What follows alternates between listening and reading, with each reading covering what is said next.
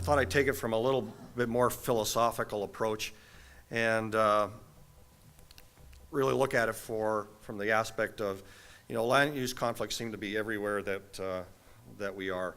It doesn't matter where we live, but there's always seemed to be land use conflicts. So whether it's an airport that's beside you, whether it's an oil derrick in your backyard, or agriculture, urban uses in amongst agricultural uses, there's a conflict everywhere we look. Now those conflicts what I'll put in two categories. The first one is man-made disasters can occur when you put some of these uses in the wrong places. So whether it's Lac Mégantic, whether it's the Gainford derailment that just occurred recently, or whether it's pipeline explosions and worst of all, where you have refineries that blow up and taking communities with them. I think we sort of need to understand that some of this is self-inflicted in terms of how we actually plan our communities. The other, of course, is natural disasters. And we've certainly seen a lot of those in the past year, whether it's High River, whether it's Slave Lake, whether it's Canmore, or in days gone by, the Frank Slide area. People tend to build in places where, oh, that's a nice view. I've got a nice, place right by the water. But things happen, right? If we don't respect nature, if we don't think about things when we plan, then, you can't help but be a little knowledgeable about what some of the consequences might be. It's not to say that there isn't a provincial process that legislates municipalities on how to do planning, right? There's a Municipal Government Act. We've heard about the land use framework. There's lots of things provincially that are there that guide municipalities in terms of what are the rules on how to plan. Even when you get into municipal councils, councils have visions of what their community should look like, and they create municipal development plans, and all the way through they create planning documents that hopefully define what development should look like in their community. But at the end of the day, sometimes that vision isn't really clear, and when you end up with development, you sometimes end up with development that isn't quite suited the way, or people misunderstand, or you know how it goes. What I'd like to do today is talk a little bit about two different examples that take a different approach. These are what I would call non-conventional approaches to planning. They're non-conventional because they try and build trust in a community. They try and plan with one another, with the different interests that are in and around the land. And so call it a novel approach, Let's talk to our neighbors. Let's see how we might be able to plan a better community. The first one is Sun Living, and Sun Living stands for Sustainable Urban Neighborhood. And this is a process that was developed when I was at Strathcona County to look at how do we build better neighborhoods that are more sustainable, neighborhoods that really, when it comes to a public engagement perspective, look at things from a collaborative engagement, try and build on the best knowledge that we have, and really evaluate the impacts on what's around us so that we can hopefully create a more sustainable community, one that tries to avoid the things that I've showed you. It's about doing the right things and doing those things right. It's based on looking at things from 4 principles and 12 themes. So the 4 principles relate around sustainability and one planet living. So for those of you that may not be aware, we're consuming probably about 7 planets worth of resources in the lifestyle and the way we conduct ourselves now.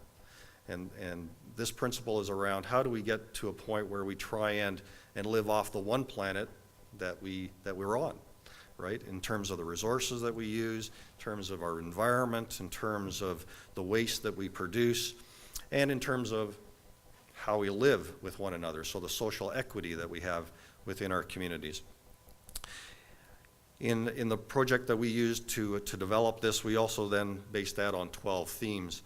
And that was everything from the land itself to the economy to the materials that we use to build our houses and so forth.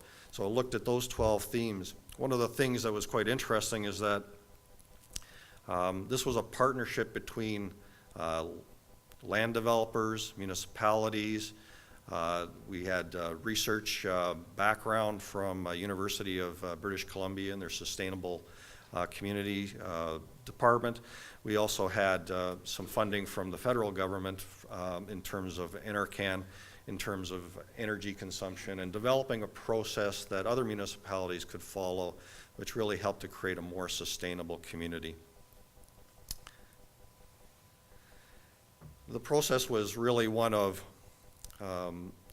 5 steps that you could take, and along the way build trust and build community as part of that. So, you know, the municipality working hand in hand with the developers to say, okay, what kind of a vision, what kind of a commitment do we want to have going forward and looking at a development in a particular area? You know, together working on the principles of what that development should look like, how sustainable is it going to be, developing a vision for that, and that creating a buy-in. So the first part is really about trying to create trust between people and people working together with one another. Step 3 was really about exploring that vision a little further. So in essence, how sustainable do we want that community to be? Do we want it to be a super green community, or do we want it to be, you know, business as usual? Well, somewhere in between there's you know, you try and reach a point where you think you can reach agreement on what kind of a community do you want to have. And in doing that, you sort of set, you know, the goals that you want to have. You set some targets and indicators that you're trying to achieve in terms of things that, such as, okay, so what kind of housing do we want to have there? What kind of employment do we want to have in that area? How green are the buildings going to be? What are the transportation networks that we're going to have in there? How much energy do we want to consume in this community, and so forth? So you'll look at all these different aspects of it, and you try and set targets, and you try and come up with some tools that help you to measure all of those different aspects of things. And at the end of the day, so you synthesize those thoughts into some actions and strategies that you want to take, and then you implement those particular things.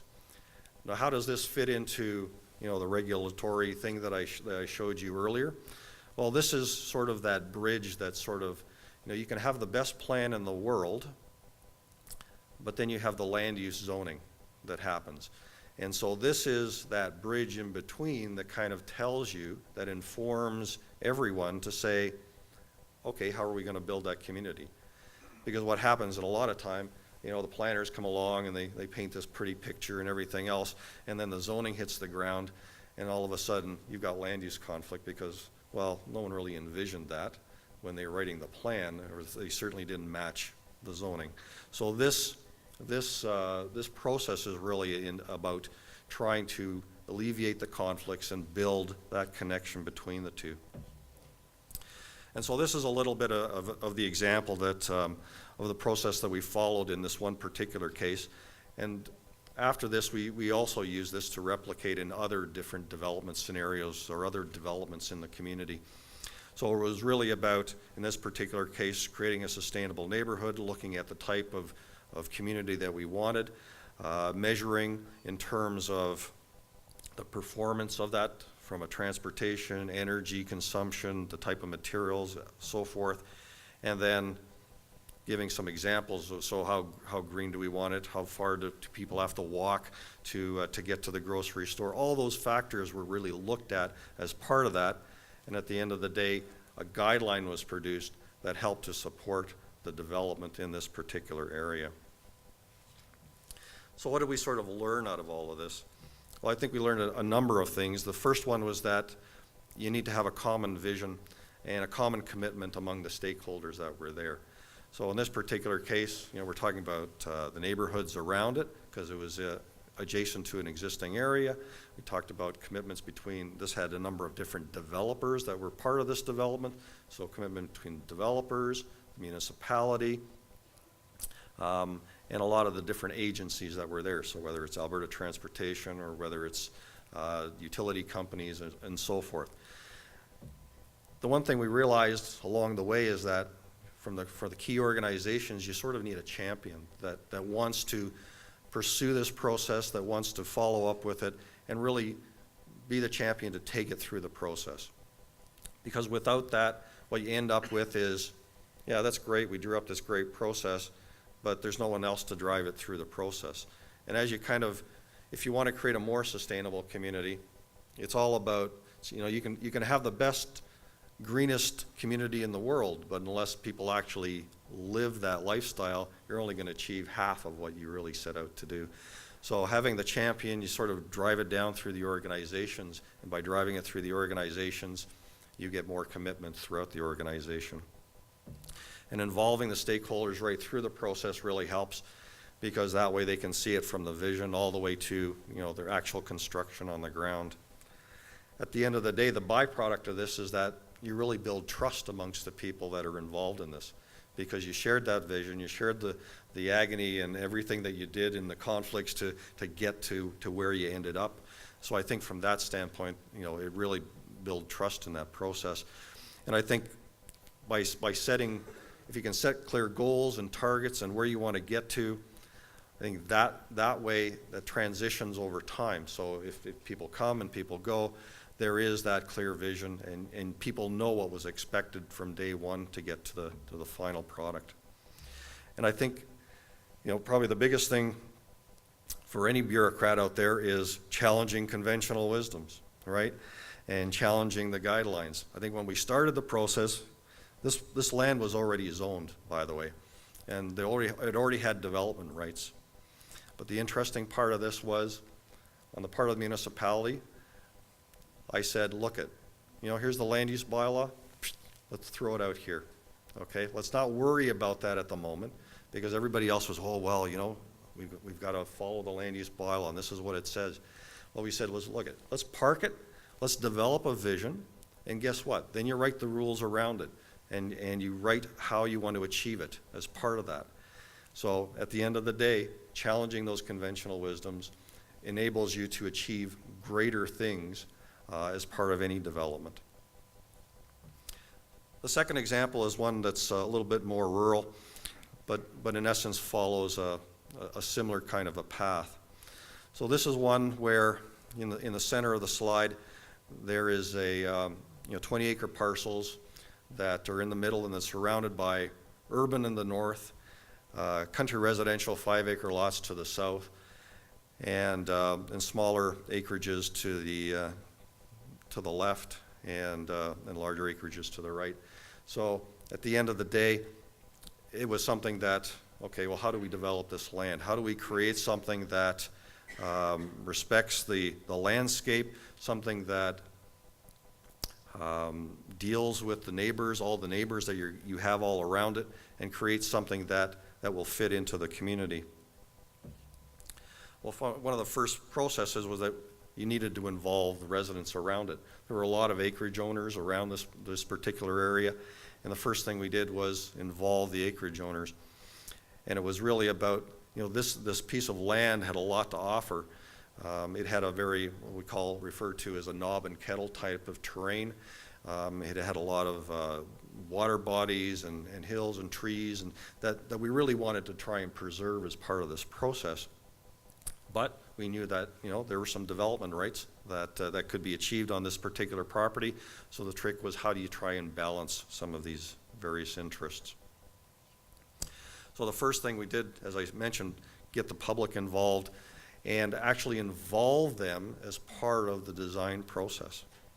So looking and asking them, so what are the opportunities, what are the challenges on this particular property as it affects you? And so we had the acreage owners, we had the landowners, we had the municipality there, and a number of other interests, whether utility companies or other professionals. And by involving everybody, we were able to really establish, what kind of opportunities and constraints that they saw that were on the property that had to be dealt with as part of this process. We also came up with a vision as part of this to say, we have a changing society. It's not necessarily about having a house with a lot of land on it. What was really more important about this was, a place to live that was in amongst the natural environment, and how do we get the maximum benefit of the landscape. At the same time, we're trying to create something different. So what we did was, through that, we created that vision with the residents. We created a vision for creating a more active and vibrant kind of community, one that seniors could live in, enjoy the natural areas around it, and it became a community partnership as part of that. The concept, the master plan that was created, so we started off with meeting with the residents, creating a master plan with the various disciplines that were there, bringing the plan back to the community and saying, this is what you told us, this is how we've reflected that into the plan, and this is the plan. One of the interesting parts is that under municipal legislation, you're only allowed to take about 10% dedication for open space. This plan has 50% open space in it. And it's not, when you look at the economics of it, when you look at what you can get out of this, it's all about how you create the plan. At the end of the day, we achieved what was in the Municipal Government Act. We achieved what the land had to offer. We listened to what the residents had to say. And I think at the end of the day, what we said was, this is only the beginning, folks. We heard what you had to say. We developed a plan around it. And we have to go back and do a little bit more homework to